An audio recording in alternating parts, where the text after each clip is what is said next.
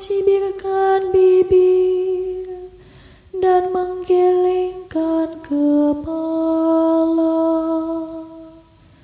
Mereka bilang ia pasrah kepada Allah. Biarlah Allah yang meluputkannya. Biarlah Allah melepaskannya. Bukankah Allah berkenan kepadanya?